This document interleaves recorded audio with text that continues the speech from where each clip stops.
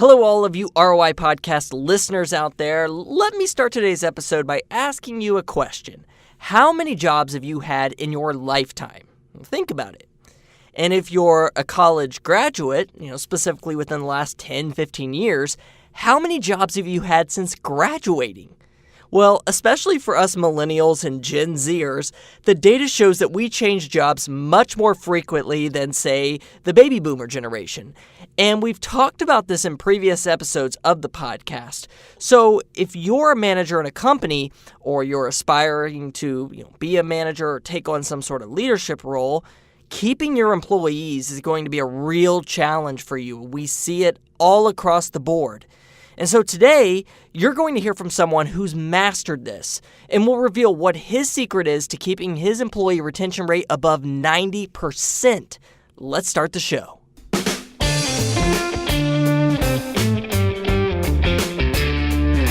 All right, everyone, welcome back. So glad to have you all here listening to the podcast. Of course, I am your host, Shane Simmons, and we are pumped for today's episode where we're talking about employee retention and how do you keep your employees at the company even though you may be seeing growth in revenue and all these different things. A lot of times the big issue that organizations have is actually keeping their talent in the company.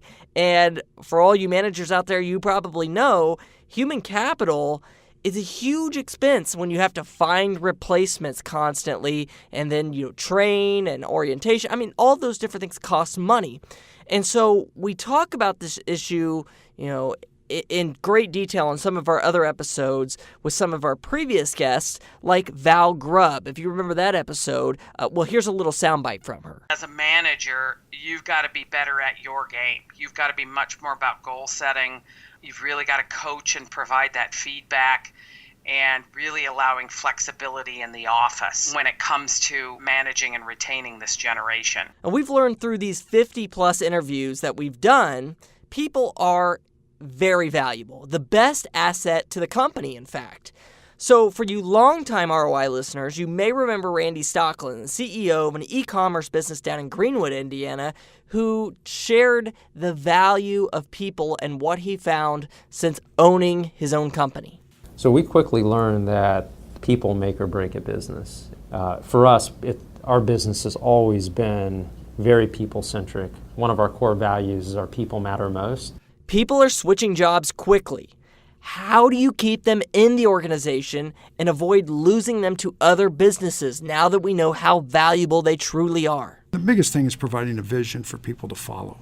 People want to follow, they just need a vision to know where they're going. That was Mike Petrie, Director, Chairman, and CEO of Merchants Bank of Indiana, which holds more than $3.7 billion in assets and is consistently listed as one of Indiana's best places to work. And to receive that kind of recognition, you have to be doing something right, while still growing at a fast clip with more than 200 employees. So we asked Mike, how do they do it? What's the secret to keeping your employees at the company in this day and age when people switch jobs faster than ever? Well, one of the things about our cultures, my partner and I we're pretty fortunate in, and what's allowed us to be successful is that we've probably, since we've been in business, made well over 11 or 12 billion in multifamily loans. And since that, and that's over a period of 28, 29 years, and we've had one $2 million loan go bad over that course of time, one. So in the industry, we're known as people that really underwrite good loans. So then that helps you when you want to sell a loan. That does it. So then that's the culture that we wanted our employees to embrace, that don't chase bad ones or just to do a loan. Make sure it's good so that we're around for 20 years. So that's the first piece of advice that Mike wants us to remember. Write this down. You need to have a great product or service. That's first and foremost. But first, your customer has to be successful using your tool in order for you to be successful. That's your job, is make your customers successful. And that's kind of the same thing we have. Our goal is to lend people money so they can be successful and grow their businesses. If they're successful, we will be successful. That's the same kind of thought process. If the product stinks, your employees will know it stinks, and they aren't going to be passionate about it.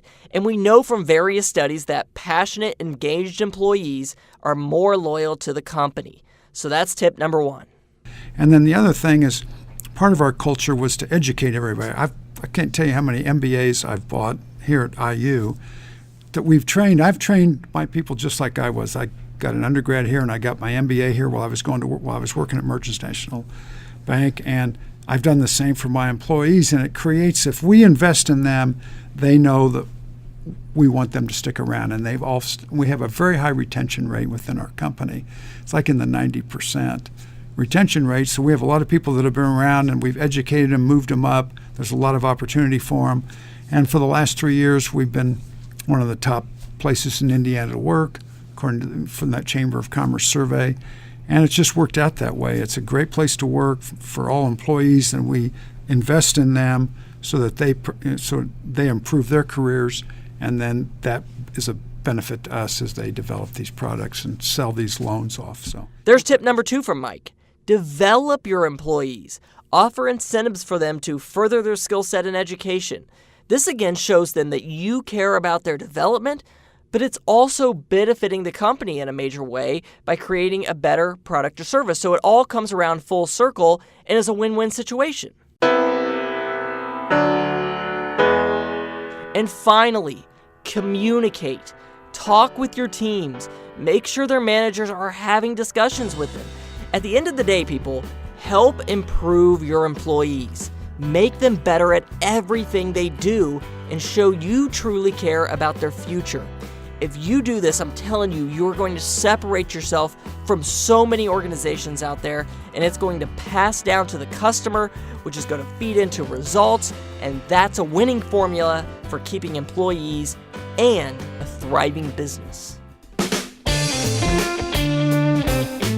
And that's a wrap for this episode of the ROI Podcast. We want to thank Mike Petrie for sharing his insights with us on what's worked for them and keeping their employees around in the organization. And obviously, they've seen tremendous growth. And when you have people sticking around to ride that out, they must be doing something right. So some of these things that we talked about, just investing in your employees and making sure that they are bettering themselves, it's ultimately going to come around and pay the organization 2-3 times, because you are creating a better workforce for yourself, and that in turn is going to help the organization. So thank you, Mike, for sharing that, and be sure to reflect on these pieces of advice, every week, every month, every quarter, so that you don't lose track of what's working for these organizations, and try some new things out yourself. Try some different incentive programs to get your employees riled up and get them excited about coming to work. Until next time, we'll see you again here on the ROI Podcast.